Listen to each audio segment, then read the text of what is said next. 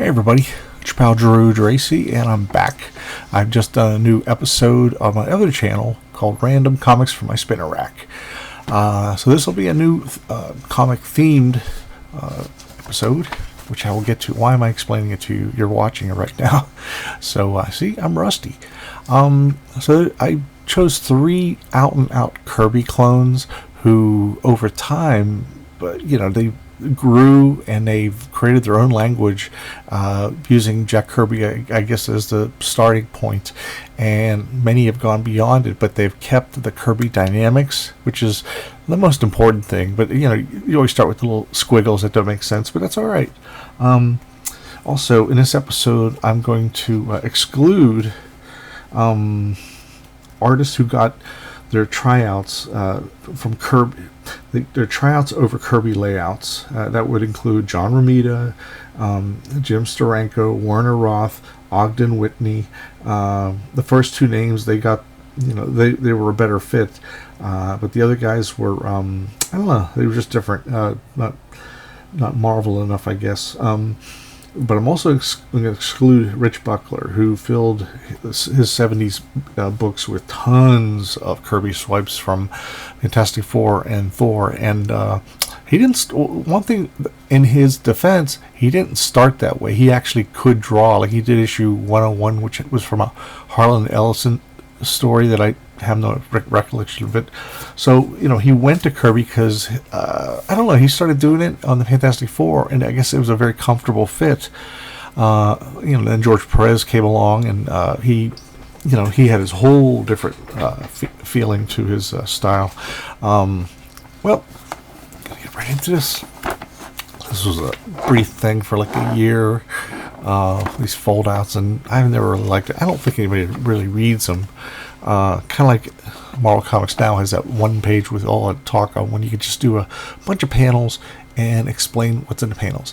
Now, okay, shut up, Drew. Show them. Okay, this is Kirby as Kirby gets. It's so insane, the lines, the squiggles, but Mark Powers, the editor, he had guts to put him on a book like that was so 1990s, like Cable.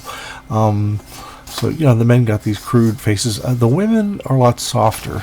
They're not really Kirby style. It's just a different style. It's a little more modern. But here we go. Look at that. That's some delicious Kirby-esque stuff. And there's no swipes. I'm really good at picking out the swipes because I did that a lot when I was growing up. I would get reprints of Jack Kirby Fantastic Four at Marvel Greatest Comics, and then I would get the latest Fantastic Four by Rich Buckler. A lot of times they came out at the same time, but it was fun. It was fun, and you know what? The stories were fun too. But I saw this. I'm thinking, oh, this will be a fill-in issue or something, because I don't think it's going to fly with the fans at the time. I really didn't. And shockingly, Wizard magazine praised Jose Ladronn's work, and so he lasted a while on there. That's more of that's really a John Romita Jr. type panel there. Okay, and then there you get the normally slender, sneaky Union Jack guy. He's sort of just a regular patriot, and wields a gun, a Wembley gun usually, and a knife. Well, now he's like 300 pounds of muscle. But it's in Kirby language, so it's perfectly acceptable because all the heroes were like that. It just trips me out to see all this Kirby on a book that is the opposite of Kirby. You went from like Rob Liefeld to a lot of other people. And John Romita Jr. I think was the only one who really he deviated when he put his own style into a 2-issue miniseries of Cable. But how about that? So that's Jose Ladronn. This is 1998. Just jump ahead 2 years. And Thor Annual. Beautiful story by Dan Jurgens, Jerry Ordway, and Jose Ladronn is in the back. That's so perfect. Oh my gosh. And Jurgens, he did an amazing long run. I had the pleasure of inking like the last 4 issues of his. And then there's an insert, an anti-marijuana insert or something like that. Yes. Anyway, that's neither here nor there. Okay. Nice wrap up, man. Ordway just makes everything so stately and so respectful of the source material. Here we go. 2 friggin' years later, Jose Ladronn's doing the line art and the color art, and Dan Jurgens wrote the story. But it's so wild. It's like he's got the Kirby in him, but he's obviously been studying Mobius and a lot of other European artists as well. I mean, this is a 2-year difference. There's a great image of Mangog, or Magog. Yeah, Mangog, that's it. And he's got, there's a little bit more ornamentation on Mangog than usual, but you'll find that with Ladronn. We'll do that on all characters. We'll give them little extra wires and stuff, and it works. Wow. Yeah, and that's the, I can't what you call those things. Recorder.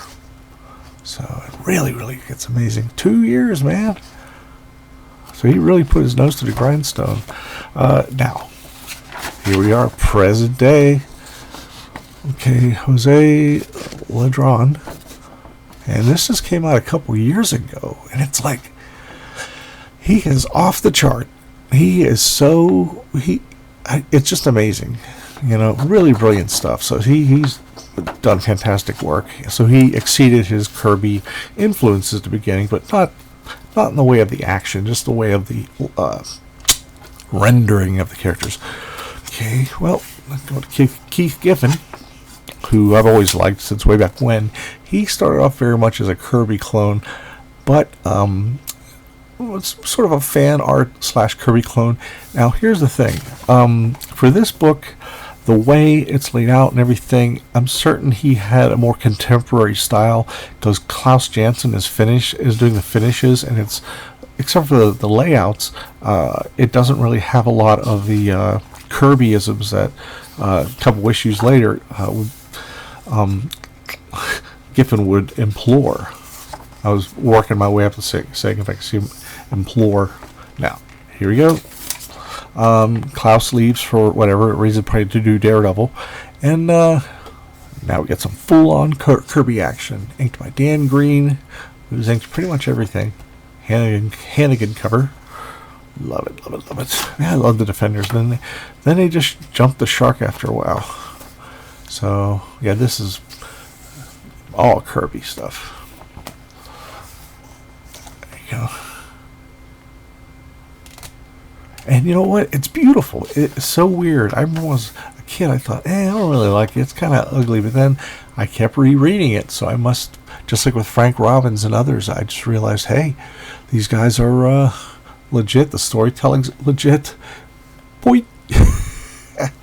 So fun. But let's get into, here we go. Issue 50, which is one of my favorite issues of all time. All action issues. I'd love to see more all action issues anymore, but no, I guess they're written off as stupid and such. So he got his Kirby on, but then in the 8 he did a cleaner style for Legion of Superheroes, which I've covered in another episode, and then he looked at Jose Munoz, who he's one of those great artists that but Giffen really did a lot of swiping, just like frying eggs and stuff like that. But he only did it for a while, and then he bailed and went, he expanded his style to like that. I think that was from Munoz panel. So anyway, yeah, he later on just got real. If you see the black and white stuff, if you see it with color, that's one thing. Let me go back. This, that's Steve Bissett stepping in. Okay, now the thing that's weird is this is a black and white reprint, and so it's hard to read. It's just so weird. He in the panels, he doesn't give a gap. He gives it just a black line, and a lot of times it's difficult to read. But later on, he really, he added a little more to it. And when he came back to Legion of Superheroes, about circa I don't know, early '90s. That's kind of like the style he came up with, or he stuck with. And he's done. This is from Web of Spider-Man from, like, I don't know, 15 years ago, maybe 20 years ago. Really simplistic, but love the storytelling. Here's the other thing too. After about 2000 or so, Giffen he was so prolific, but he did mostly layouts. Like when there was a big crossover, like he did a lot of DC crossovers, like the original 52, which is a 52-week miniseries, and which I worked with Pat Olaf. I inked him. It was great. We had 5-week deadlines, and if you've ever done a monthly book and you get an extra week, that is so joyous, because you can put your best stuff through, and you can't, you don't have to rush anything or feel rushed. So he did 52, he did Countdown, he did Future's End, he did all these disasters, Infinity End, blah blah blah. I mean, he's made so many great storylines, because he's a natural storyteller, and he'll either get the script or he'll talk with the writer and then just do the layouts, and then the regular pencil or inker would do the rest. So nifty, and very prolific. So here we go. Stan Lee and Gene Colan from Roy Thomas and Barry Windsor-Smith. I hope it doesn't get back to Barry Smith that I'm seeing making a silly noise when I say his name all the time, but But then I can just ogle, everything he's done and say, hey, you really kick ass, man. And hopefully you forgive me. So, what am I talking about? Big old Kirby art. Big old Kirby. Very clumsily.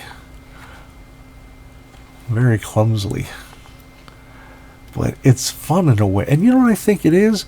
When you're a kid, you could actually, a lot of times if you would draw from the old Marvel comics, a lot of it would be Kirby, and that's sort of how a lot of us kind of got the insights for how to do a good, exciting story and how to understand Kirby.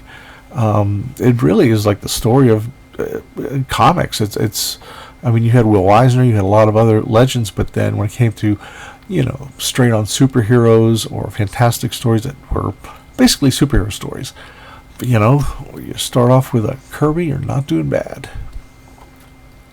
So he did a few issues here. There's the wonkiest cover, but I love it. And let me see. Oh, Johnny Craig's inking this one. Yeah. This is a crazy 2-page. Wow. Wonderful stuff. Merry Christmas as we fall into, we don't know what. Man, it's so wild. And it's weird that it's so crude, and Stan didn't hesitate because he thought, well, Jack's the big star of the company. Can't hurt to have more. So, he did several of those. He did a couple issues of X-Men. He did a couple issues of Nick Fury, Agent of S.H.I.E.L.D. And, before long, this is from the early 90s. This is Barry Windsor-Smith. Basically doing everything. Yeah. And, it combines several.